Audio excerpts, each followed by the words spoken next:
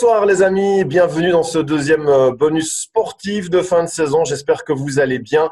On va mettre une pincée d'actualité sportive dans votre confinement. On voulait vous parler de football initialement cette semaine, mais l'actualité nous a rattrapés avec cette excellente nouvelle arrivée vendredi du monde du basket bruxellois, puisque c'est désormais officiel. Le Phoenix Brussels présentera son dossier pour rester en division 1 la saison prochaine. Et pour en parler, eh bien, j'ai autour du plateau virtuel Pasquale aujourd'hui 3 représentants du premier club bruxellois de basket. André de Candelare tout d'abord, un président que j'imagine heureux suite à l'excellent signal envoyé vendredi. On y reviendra dans un instant. Bonsoir président. Bonsoir Christophe. Nickel Kepsi, manager général du club et un des grands artisans de la bonne nouvelle annoncée vendredi. Bonsoir Nickel. Bonsoir Christophe. Et enfin, Laurent Monnier, T2 puis T1 de l'équipe première la saison passée, qui sera en charge des jeunes du club la saison prochaine. Bonsoir Laurent. Bonsoir Christophe. Allez, première question tout d'abord pour le président André de Candelare, à tout seigneur, tout honneur. Président, on imagine que c'est un énorme soulagement pour vous de savoir que le club a les reins solides, que pour pouvoir poursuivre l'aventure en D1 la saison prochaine, mais c'est un soulagement qui demande encore confirmation, puisque la commission des licences doit encore valider le dossier du Brussels pour que le club évolue en D1 la saison prochaine. Quel est votre degré de confiance par rapport à cette validation, président ?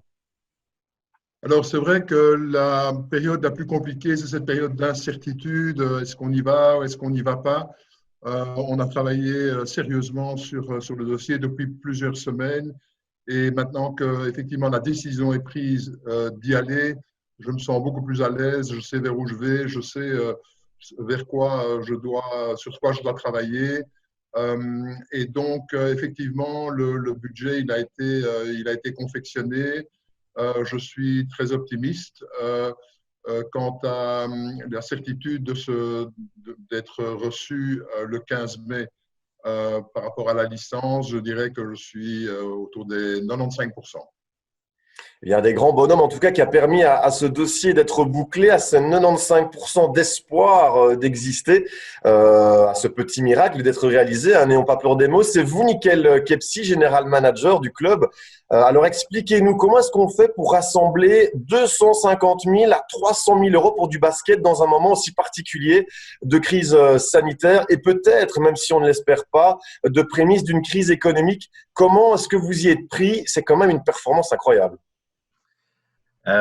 Merci Christophe pour tous ces bons mots. Je voudrais préciser que je ne suis pas le seul artisan dans tout ça. Il y avait beaucoup de personnes dans l'ombre et une personne un petit peu plus dans la lumière, en la personne de Jacques Van der Rest. Jacques qui a été faire le tour de tous nos sponsors locaux et d'anciens sponsors. Il a réussi à mobiliser pour notre cause. Et puis, la deuxième partie de la question, 250 000 à 300 000 euros en pleine période de crise, c'est pas possible de les réunir. Donc, on n'a pas le contrôle sur la crise, mais par contre, on avait le contrôle sur nos dépenses. Et donc, on a retravaillé sur nos dépenses. On n'a pas peur de le dire, notre budget a été coupé de plus de 50%.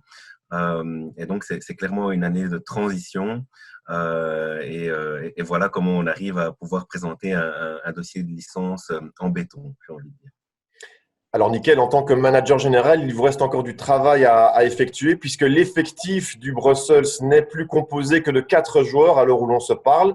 On sait que l'objectif est d'être dans les playoffs la saison prochaine, donc dans les 8 premiers. Avec quel visage sur le parquet? Est-ce que vous pouvez nous en dire un petit peu plus? Alors, si on parle de recrutement, on a 5 piliers. On a défini 5 piliers lors du recrutement avec notre coach. La première chose, c'est que c'est nous qui partons à la chasse principalement des joueurs. On n'attend pas que les joueurs sollicitent eux-mêmes une place dans notre équipe à travers leurs agents. La deuxième chose, c'est qu'on va vers les joueurs qu'on veut engager. On veut absolument avoir des références très fiables. Donc, ça veut dire des personnes dans notre réseau qui nous donnent des bonnes références au sujet de ces joueurs-là. Le troisième pilier, c'est qu'on voudrait avoir un mélange entre des joueurs expérimentés et des jeunes qu'on n'aura pas peur de lancer sur le terrain. Un petit peu dans la lignée de ce que le coach Crèvecoeur et le coach Monnier ont fait les précédentes années où ils ont donné beaucoup de temps de jeu aux Belges. Et puis, ce qui est aussi très important pour nous, c'est la personnalité des joueurs. Donc, on passe vraiment beaucoup de temps à screener la personnalité des joueurs avant même de faire une offre. Et donc, si on doit comparer ça avec le talent, on va plutôt aller chercher vers un joueur avec une meilleure personnalité, mais moins de talent, qu'un joueur très talentueux, mais avec une personnalité un peu particulière.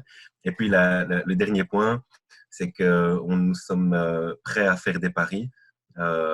Et donc c'est un risque qu'on va devoir prendre sur certains joueurs pour leur donner soit un deuxième élan dans leur carrière, soit tout simplement pour les jeunes, les lancer, au feu. Oui, ben justement, en parlant des jeunes, Laurent Meunier, ben, ces promesses de soutien financier qui ont été actées dernièrement vous permettront à vous de poursuivre votre travail au sein du club la saison prochaine. Vous ne serez plus entraîneur de l'équipe première, mais vous resterez dans le volet des jeunes. Vous serez donc responsable des jeunes. C'est un secteur qui sera, Nickel l'a dit, de première importance dans l'optique d'un club en pleine révolution.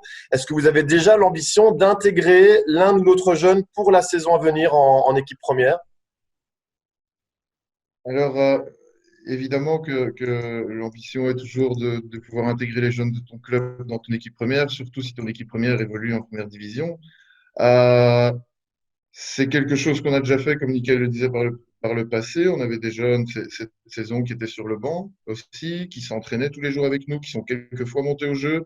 Voilà, c'est quelque chose qu'on devra voir dans les semaines à venir, vu que c'est moi qui prendrai la décision de savoir si on intègre des jeunes au niveau de l'équipe première ou pas.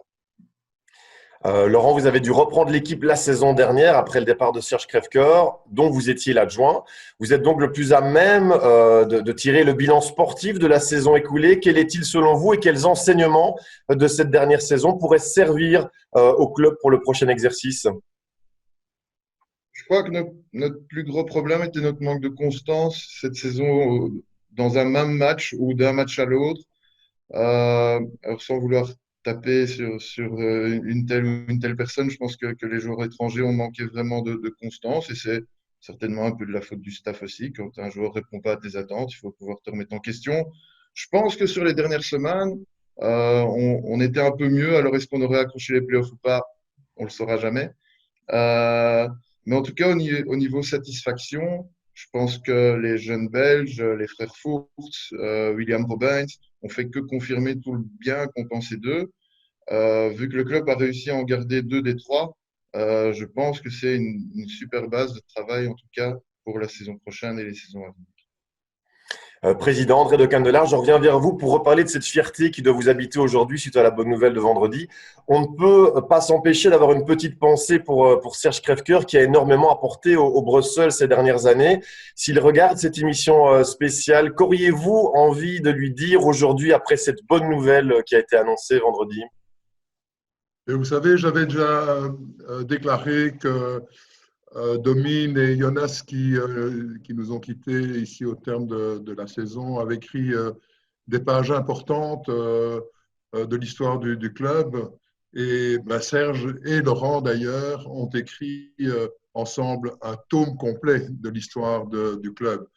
Et donc, ce que je souhaite à Serge, finalement, c'est ce qu'il se souhaite à lui-même, c'est de pouvoir être un jour le coach d'un grand club français ou d'un grand club italien, parce que je sais que ce sont les deux pays qu'il aime beaucoup. Donc, Serge, effectivement, si tu nous vois et si tu nous entends, je te souhaite bonne chance et j'espère que tu réussiras dans cette nouvelle aventure. Le cheval de bataille de Serge Crèvecoeur a toujours été de doter le Brussels d'une salle digne de ce nom dans la capitale, ce que la salle de Nederoveren-Beek n'était pas, du moins à ses yeux. Est-ce qu'avec son départ, président, le club a fait une croix définitive sur une nouvelle salle? Alors, je ne vais pas m'épuiser comme Serge l'a fait à l'idée de pouvoir avoir une salle digne d'une division 1 sur le territoire de la ville de Bruxelles. Par contre, avec l'aide de l'échevin des sports Benoît Hellings, nous allons faire en sorte que la salle de Nederoveren-Beek soit un petit peu plus attrayante, soit un petit peu plus colorée. Il va y avoir des nouvelles tribunes. Il va y avoir un chapiteau à l'arrière de la salle qui nous permettra d'accueillir dignement nos partenaires, nos nouveaux partenaires. Et je pense qu'avec ça, on pourra tout de même continuer à travailler dans des conditions raisonnables. Nickel, votre avis? Je vous entendais dire dans un podcast que pour vous, le Brussels, c'est avant tout un club familial. La salle à Nederhove-Beek lui convient donc bien? Alors, effectivement, quand je suis arrivé au Brussels, j'ai remarqué tout de suite cette atmosphère très particulière du club.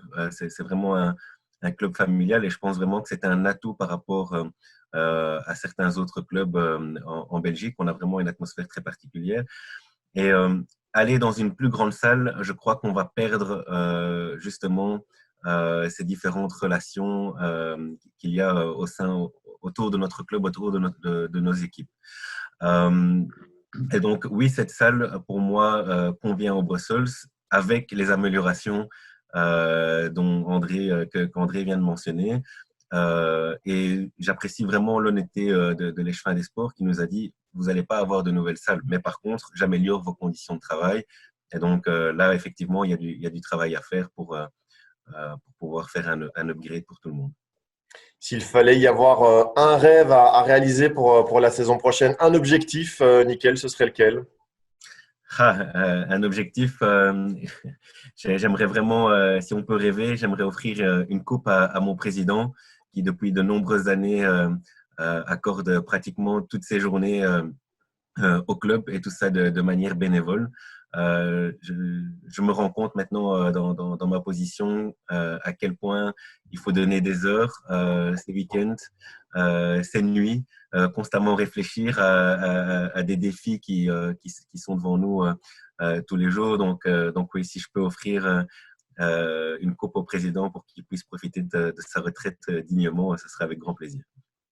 Bien, merci beaucoup, Nickel, pour ces réponses. Merci aussi, Président. Laurent, merci pour votre présence dans cette émission un petit peu exceptionnelle, c'est vrai, vu la crise sanitaire. C'est déjà la fin de ce rendez-vous. On se donne rendez-vous toutefois lundi prochain, dès 18h25, sur la page Facebook de BX1 Sport et aussi en télévision. Avant de se quitter, je voudrais toutefois souhaiter un joyeux anniversaire à Sam, un des fidèles téléspectateurs de BX1 qui fête aujourd'hui, c'est 13 ans. Voilà, le message est passé. Portez-vous bien d'ici lundi prochain et surtout, restez chez vous. Ciao!